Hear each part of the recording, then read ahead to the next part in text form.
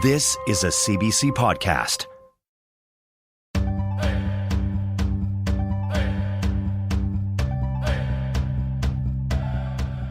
Danse, Anine, Boujou, hello and welcome. This is Unreserved on CBC Radio 1. I'm Rosanna Deerchild. The holiday season is here. It's a great time to curl up with a good book. And with the year coming to an end, we're taking a look back at some of the best books of 2019 with my friend, author Richard Van Camp. Richard Van Camp has published 24 books, including works of fiction, graphic novels, and short stories. He's going to be hanging out with me on the show today to talk about some of his favorite books of 2019. Welcome to the show, my friend. Hey, Rosanna, Masicho, Dante. Thank you for having me.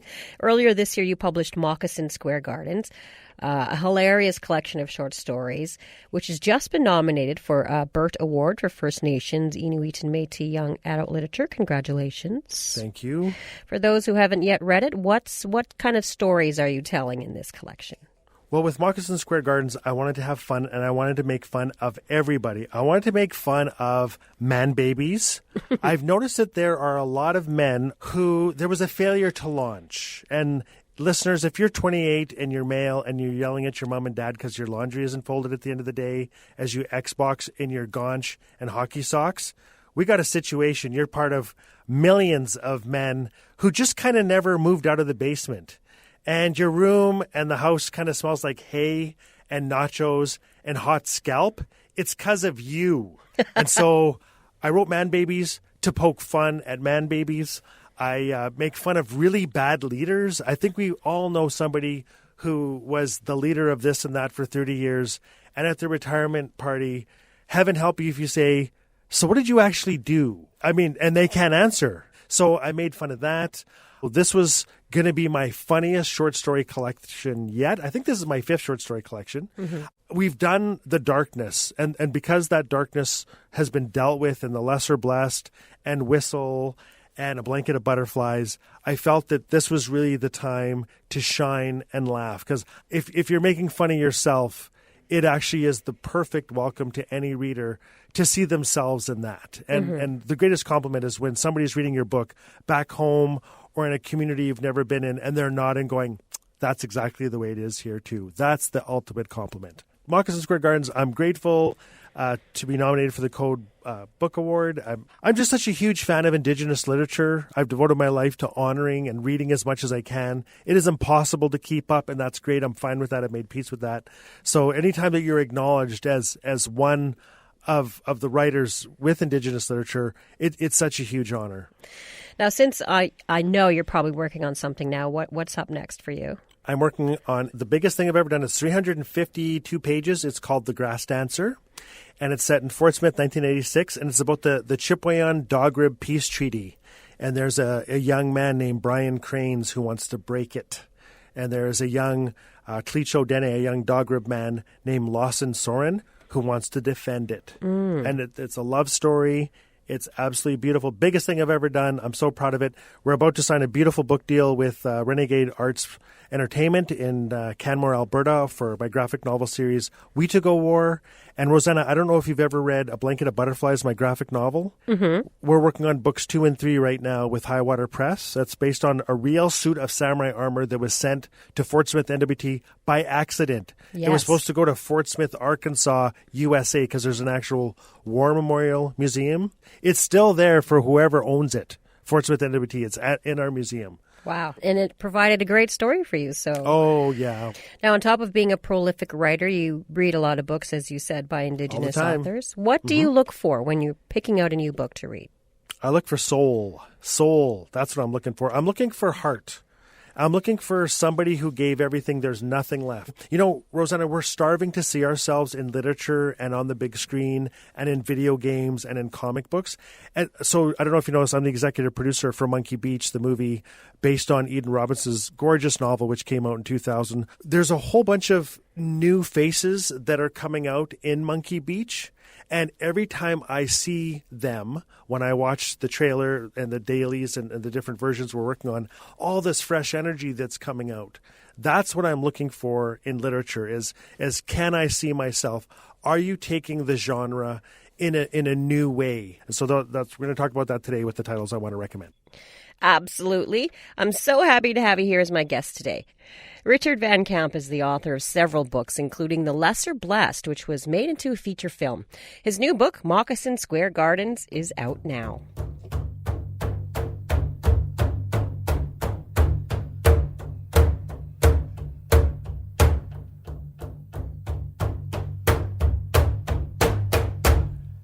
This is Unreserved on CBC Radio 1, Sirius XM 169 and Native Voice 1. I'm Rosanna Deerchild.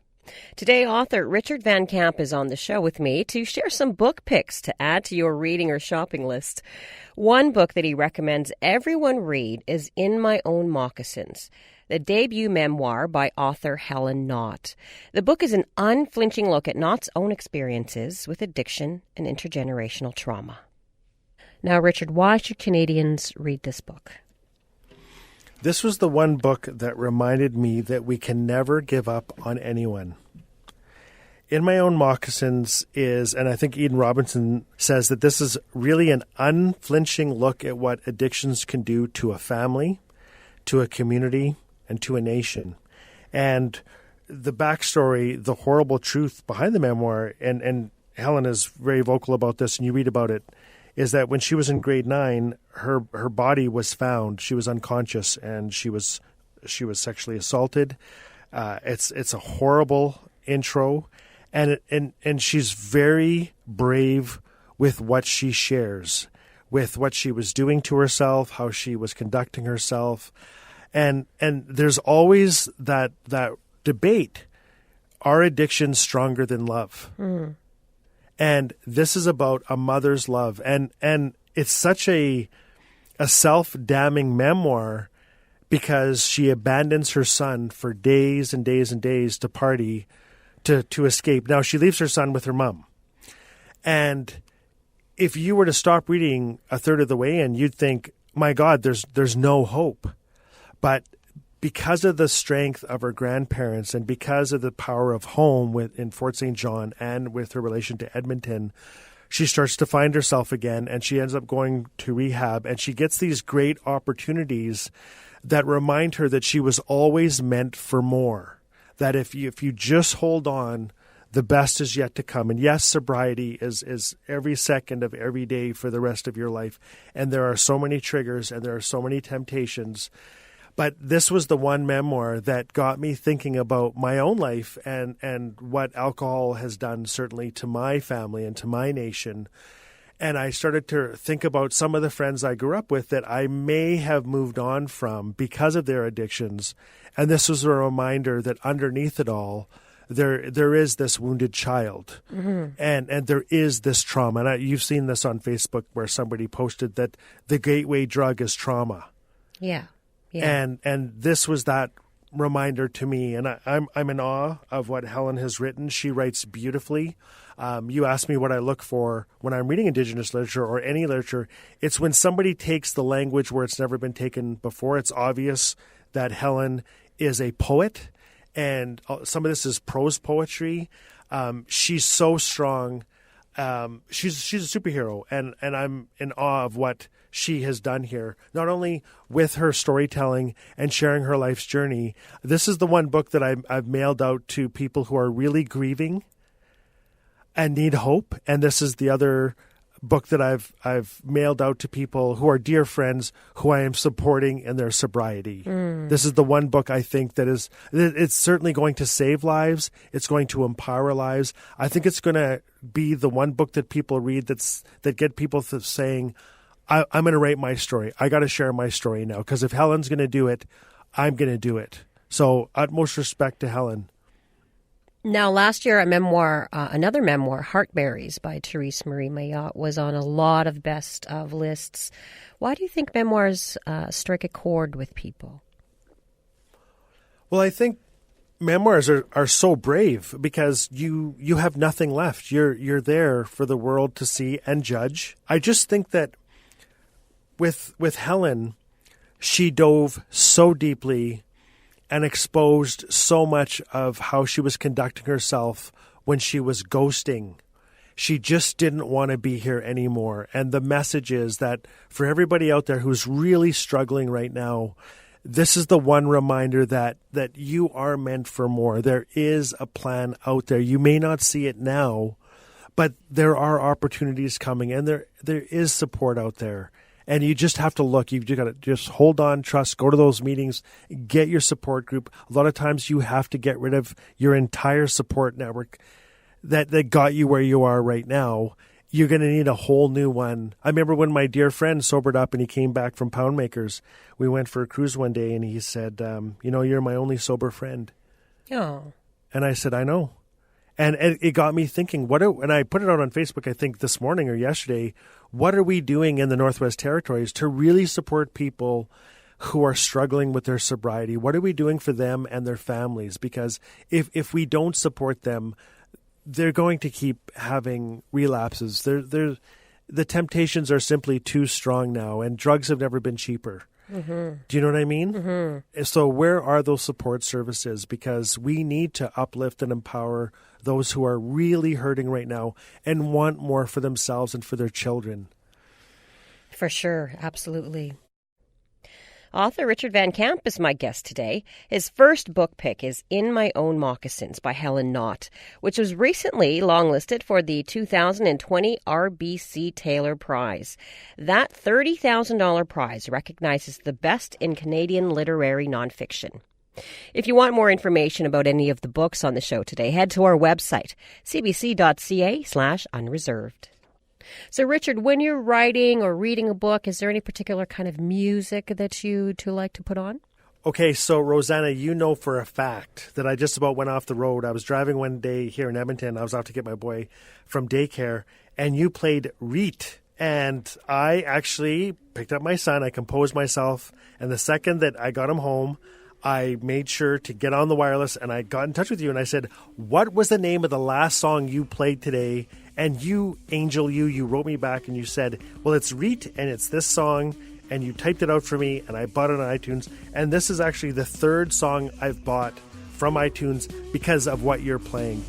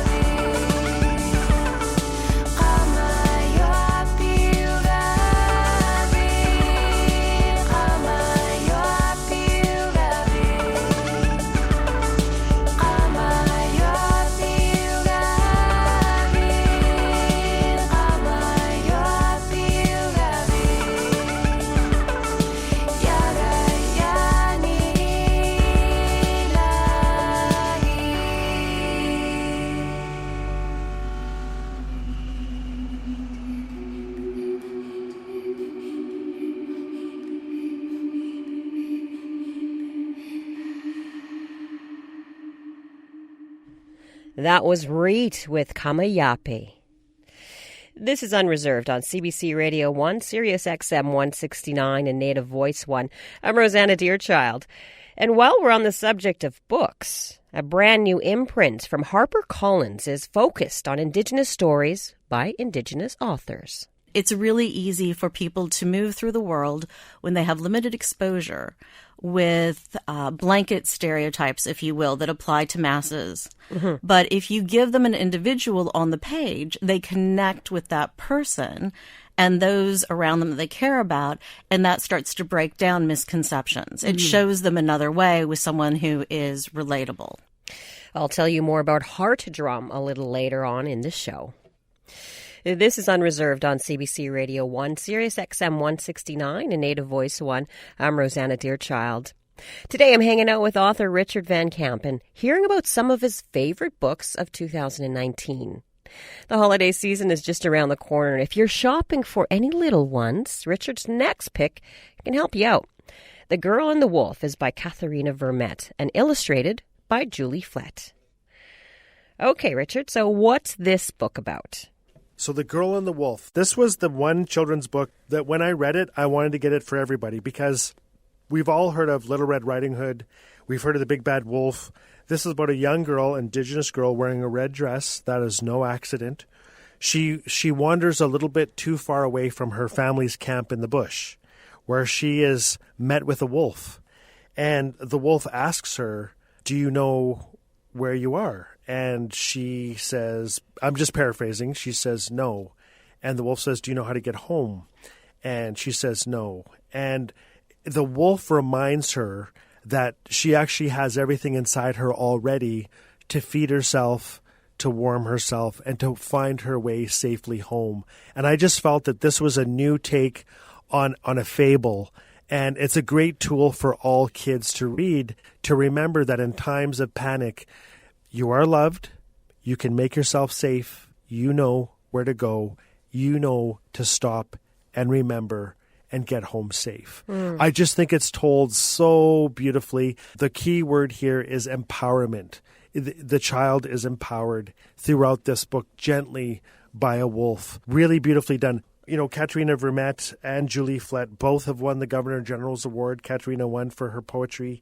Julie Flett and David Robertson won for their beautiful children's book, When We Were Alone. So you have two GG winners clearly at the top of their game, working together. I'm so proud that Thetis Books published this. It's Canada's eldest Indigenous publishing house.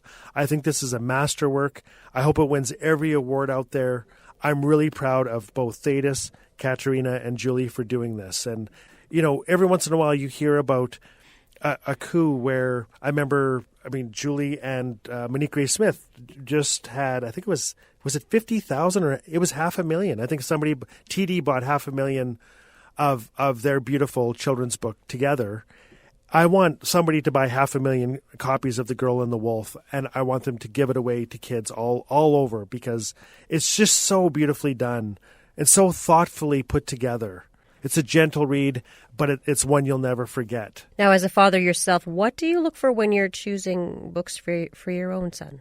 Well, this is the word again, empowerment. Mm-hmm. We're always looking where we see ourselves. You know, my little boy, his spirit name is Maiganawasis, which means wolf child. So when he saw the wolf talking to the little girl, it was so beautifully done. I mean, I'm looking at the picture right now with the little girl and the wolf looking at three ravens. And what I really liked about this book also, Rosanna, was that there's a darkness on every page, whether it's the ravens or a dark butterfly dancing around the girl. And I actually wrote both Katharina and Julie a letter of thank you. I really composed what this book meant to me. And they both wrote back saying, "Oh my God, you made me cry." But the truth is, there's something really precious here. This is sweet medicine for a world right now that needs it. Yeah.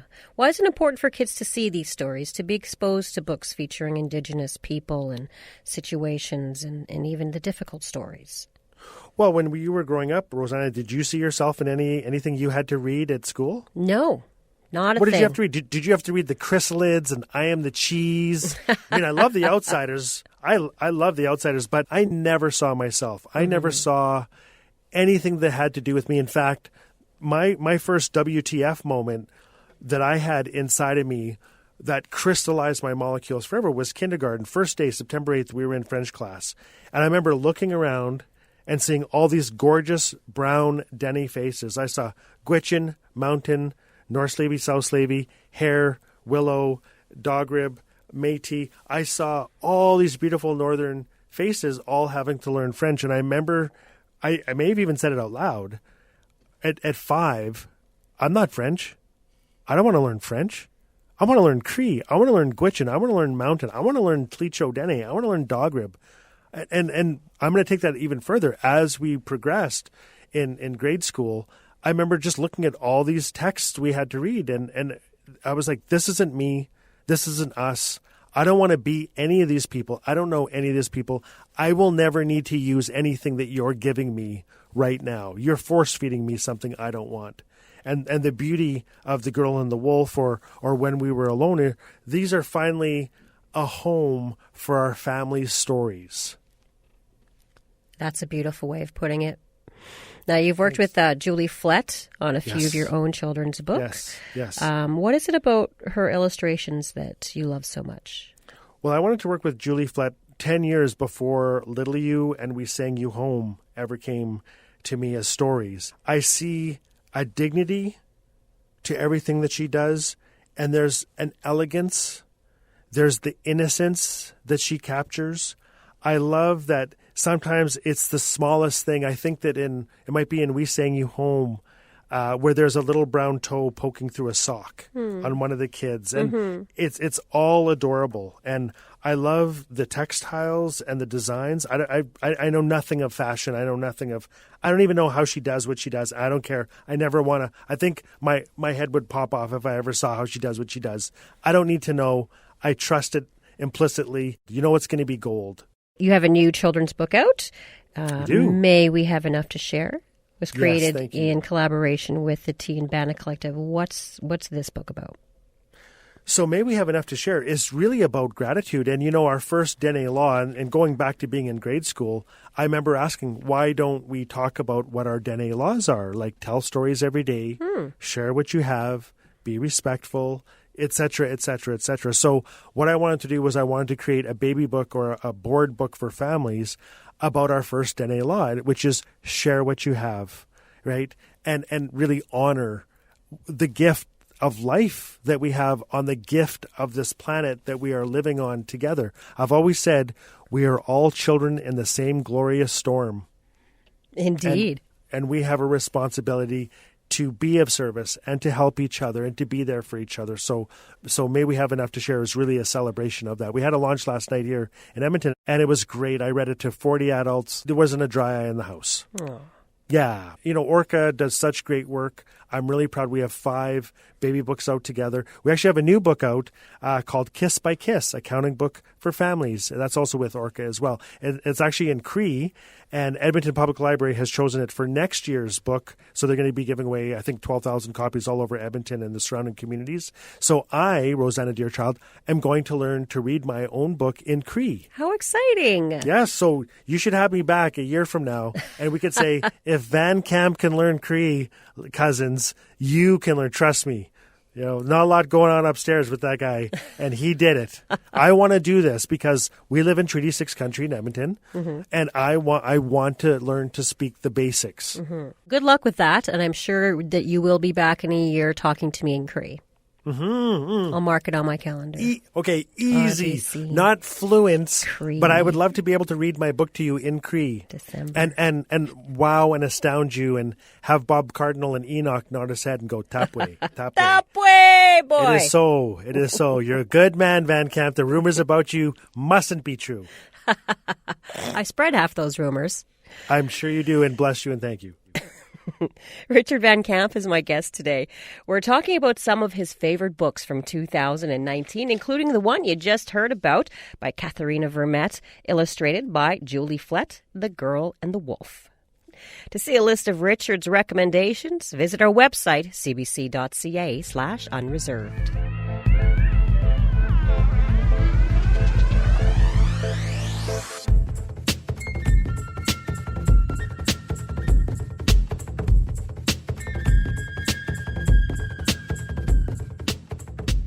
We've been talking a lot about books on the show today, so let's take a break and hear a little music.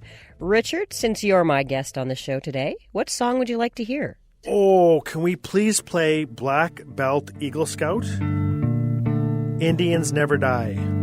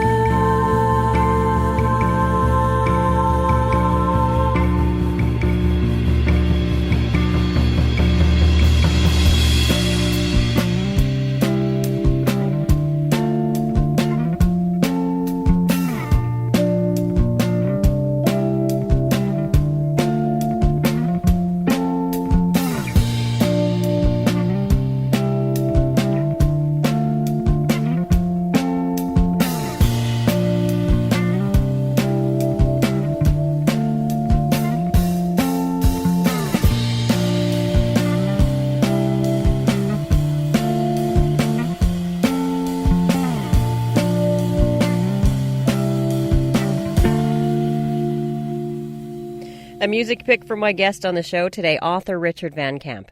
That was Indians Never Die by Black Belt Eagle Scout. Indigenous authors will soon have a new place to publish their stories. HarperCollins Children's Books is launching a brand new imprint called Heart Drum. Heart Drum is being led by Muskogee Creek author Cynthia Leddick-Smith and Rosemary Brosnan, Vice President and Editorial Director of HarperCollins Children's Books. Cynthia joins me from Austin, Texas. Welcome, Cynthia. Manja, thank you for having me today. I'm honored to be here. Well, thank you for being here. So tell me, why are you launching Heart Drum? I've been a member of the Native children's writing community for a little more than 20 years now. And we definitely have always had our luminaries and rising stars, but we're few in number. And as there is a heightened emphasis and appreciation of the need for more inclusion in the conversation of children's books, it was important to me that Native writers, Indigenous writers be very much involved in that process, that conversation, that their voices be heard in a much bigger way. And where did the idea for Heart Drum begin? The idea was actually first introduced to me by a fellow author named Ellen O, who is the founder of a nonprofit organization called We Need Diverse Books, which is centered on increasing diversity of book creators, representation within the pages and throughout the industry.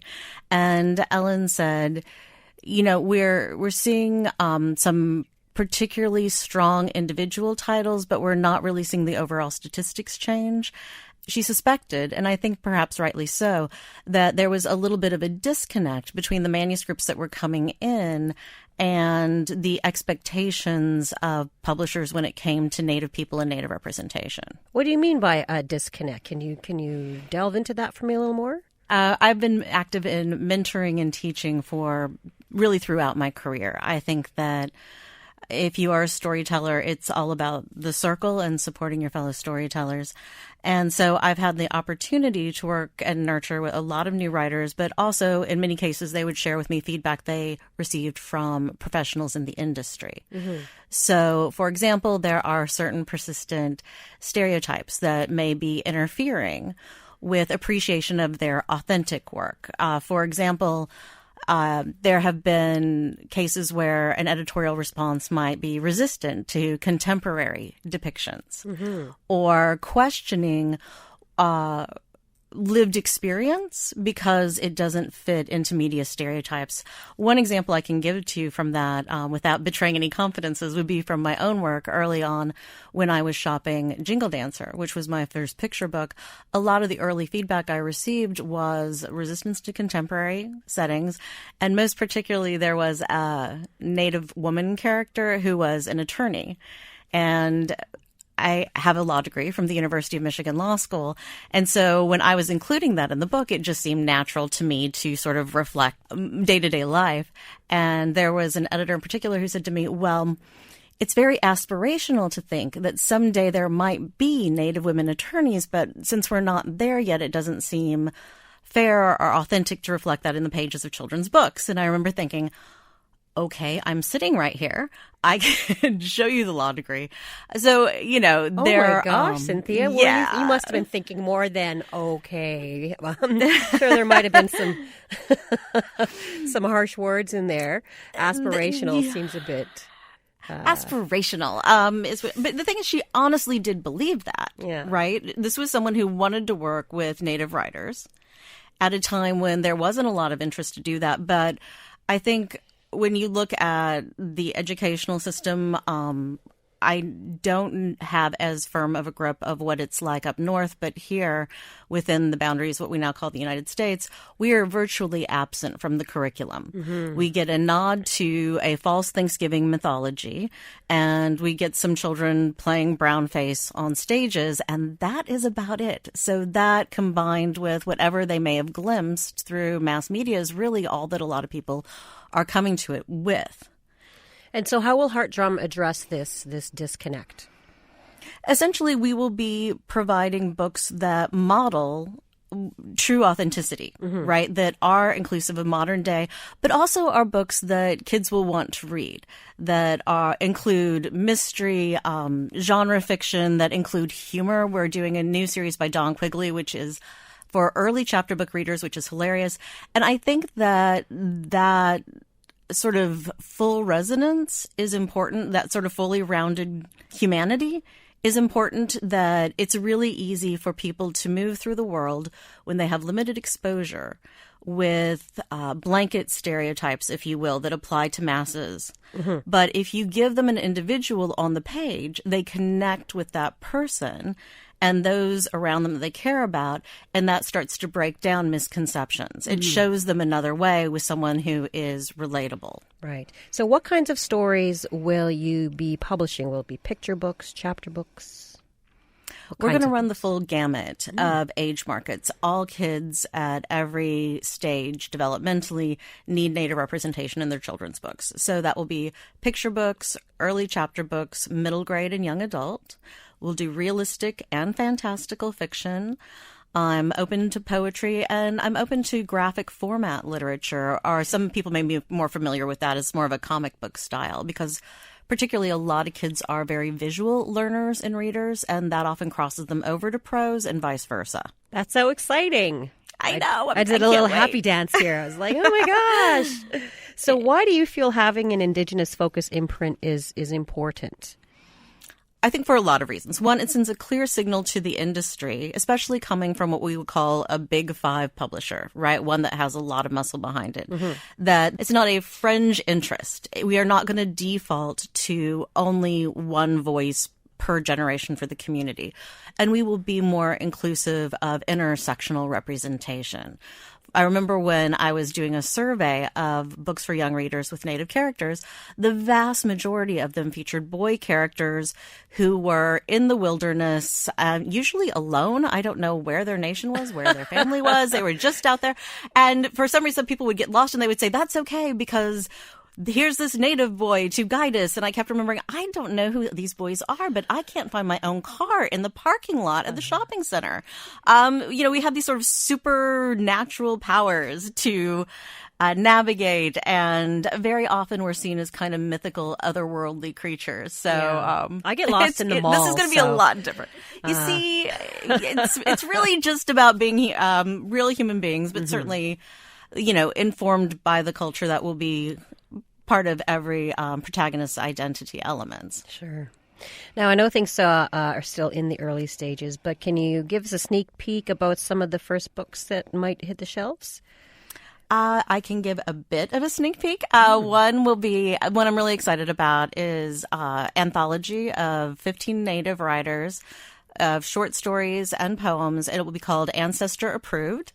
And these stories will be said, it actually comes off a T-shirt. They're going to be said at an intertribal powwow in Ann Arbor, Michigan, which we chose specifically because it would give us more geographic breadth, people coming down south, people coming up north, right? And we could have more diversity of Indigenous nations through the characters that way.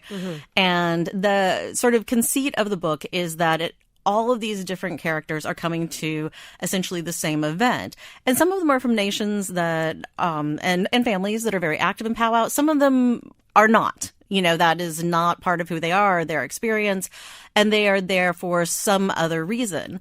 But these young characters are connecting with one another, on the train to get there, in the hallways, at the booths, in a myriad of ways so that you can feel like you're entering that experience and you're part of that community and family event. Thank you, Cynthia. I look so forward to seeing some of the titles from Heart Drum. Thank you. Cynthia Leddick-Smith is a Muskogee Creek author and curator for Heart Drum, an imprint of HarperCollins children's books that focuses on Indigenous authors and stories. This is Unreserved on CBC Radio 1, Sirius XM 169, and Native Voice 1. I'm Rosanna Deerchild. Today we're talking to author Richard Van Camp about a few of his favorite books of 2019. Now, Richard, we just heard about Heart Drum, which is a new HarperCollins imprint dedicated to publishing children's books by Indigenous authors. What did you think about this initiative? Well, I'm over the moon. I think that in Canada we have Thetis Books, Inhabit Media, we have Highwater Press, we have Pemmican Publications, we have the Gabriel Dumont Society, we have Kegadons Press. And so as an Indigenous author, those are your Indigenous publishing houses, and I'm sure there are several more. So to have HarperCollins, which is one of the big five in the world, realize that we're selling a lot of books, and there is a growing market of readership. We're living in a time where it is impossible to keep up to all the new voices. I'm on a bunch of juries for awards, and so I'm being shipped boxes of manuscripts and actually published books. And I am so happy when I open a box of books and 3 out of 7 are from new authors I've never heard of before, from major publishing houses. We're talking bigger advances. And as you know, money buys time. And if you've got the advance and you've got the sunyao, you can really focus on just doing your very best. And if you don't, then you have to hustle and you have to tour all the time, like me, right? There's a reason I'm everywhere. You just were. Mm-hmm. Sunyao, of course, means money. Money. For those who don't know the language. Sambacho. Yeah, no money, no funny, baby. That's no right. No money, no funny. The late Lawrence Simon, the great Mi'kmaq novelist, would always say that. No money, no funny. Why do you think it's necessary for publishers in particular to seek out Indigenous talent? Well, I think you've got Tommy Orange in the States with There, and you've got so many great authors who are Indigenous who are sitting on huge manuscripts. So I'm excited. I think another publisher that's specializing in what the Indigenous author is up to, fantastic, great. Today we're talking about some of your favorite books from 2019. I love your enthusiasm. So far you've recommended a memoir, a children's book. What's next on your list? Okay. Everybody, you think you're ready, guess what? You're not. So Inhabit Media got in touch with me. They're out of Iqaluit. Neil Christopher got in touch with me, I think it was 3 years ago, and he said, listen, I need you to write something really scary. And I was like, yeah, I can do that. And he goes, no. Scarier than you've ever. I need you to break something inside yourself. And I was like, are you serious? It's like, we're talking like playing with Ouija boards. And he goes, worse than playing with Ouija boards.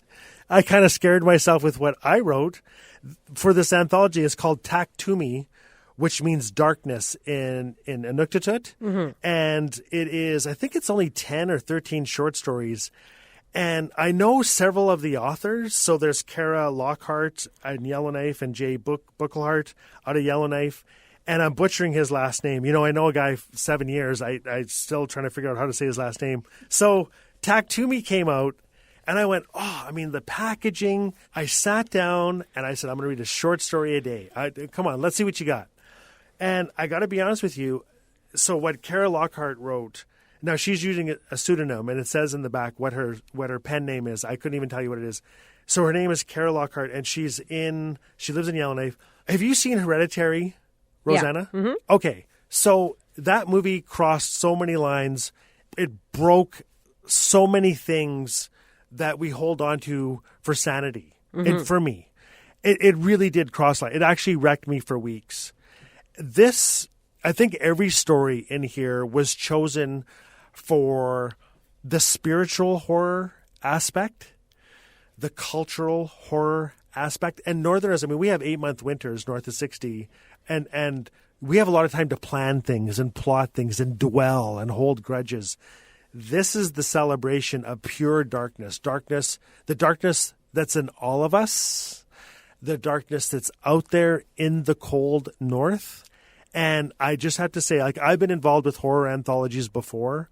This is the one that I really feel is true, chilling, escalating, spiritual brutality. Now, we seem to be seeing more of these kinds of stories about our legends and, other supernatural beings from an Indigenous perspective, mm-hmm. which we've, not seen before, like Ena Robinson's Trickster series, like your scary stories that mm-hmm. freak the heck out of me. Why do you think we're seeing this growing interest in the Indigenous supernatural?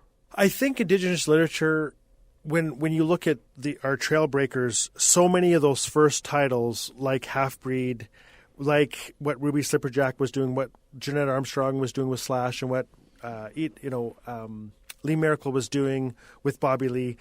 A lot of that was soaked in pain because it needed to be, and it was very political.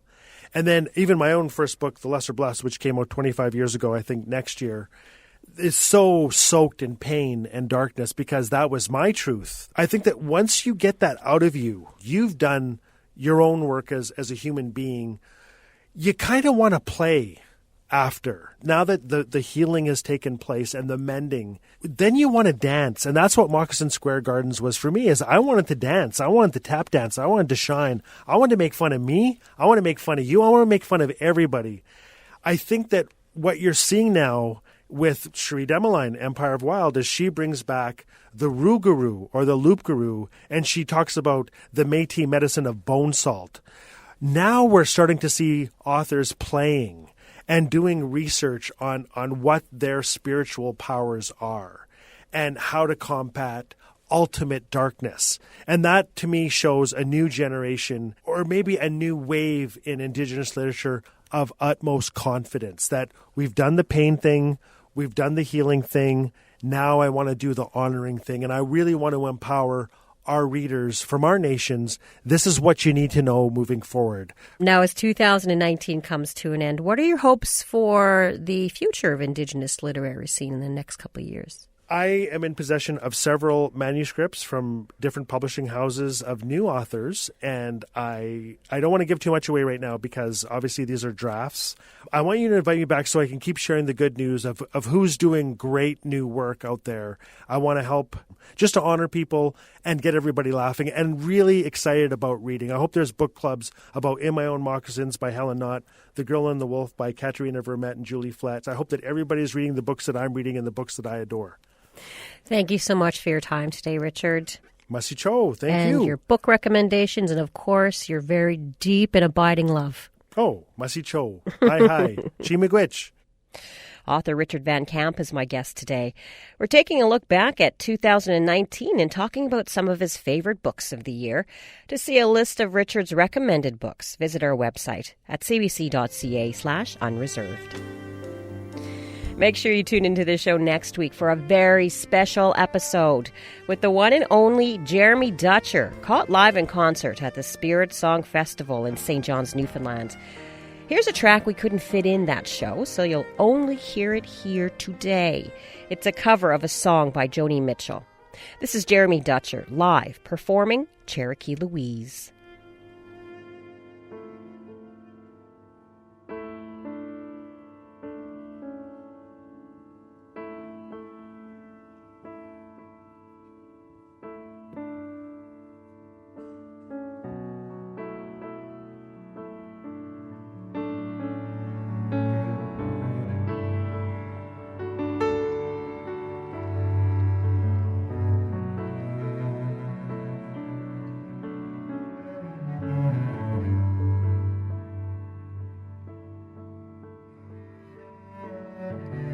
Cherokee Louise is hiding in this tunnel in the Broadway Bridge, crawling on our knees. We got flashlights and batteries. We got cold cuts from the fridge.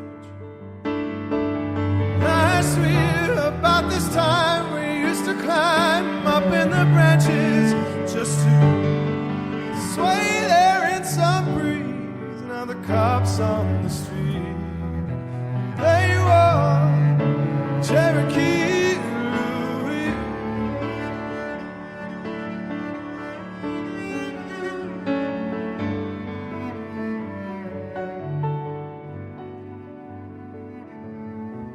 People like to talk, their tongues are wagging over fences, wagging over fences.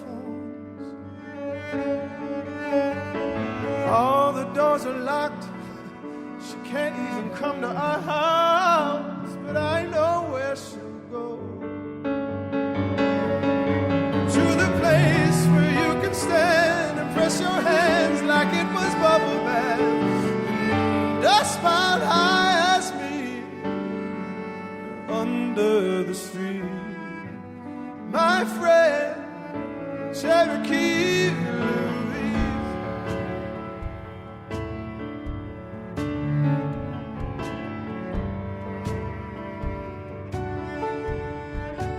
Cherokee Louise.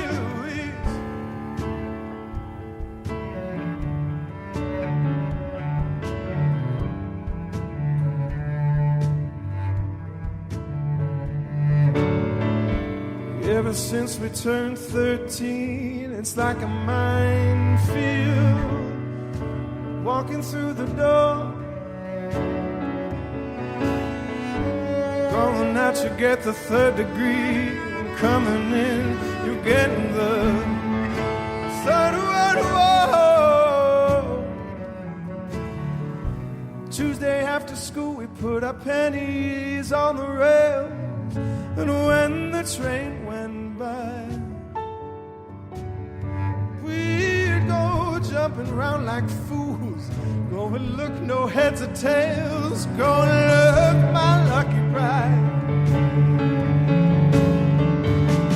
She runs home to her foster dad, he opens up his zipper and he asks her to her knees, won't somebody please help her, Cherokee Louise.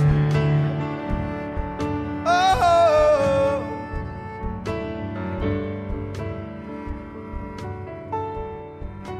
Cherokee Louise.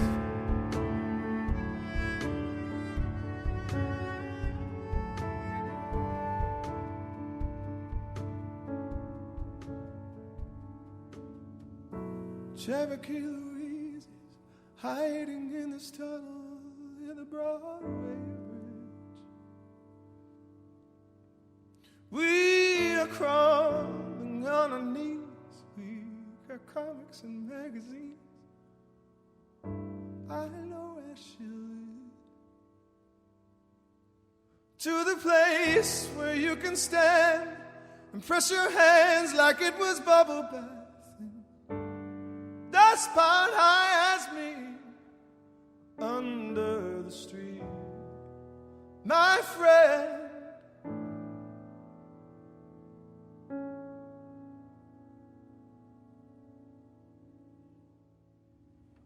Thank you.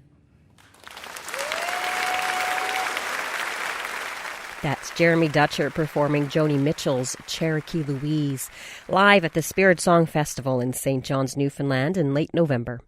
Make sure you tune in next week for a full concert experience from that show, our musical holiday gift to you.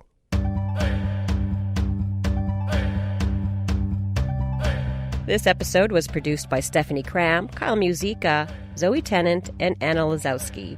If you want to get in touch with us, you can email us at unreserved@cbc.ca or find us on Facebook and Twitter. I'm your favorite cousin, Rosanna Deerchild, coming at you from Winnipeg in Treaty 1 territory. Thank you for listening to Unreserved on CBC Radio 1. Ego say. For more CBC podcasts, go to cbc.ca/podcasts.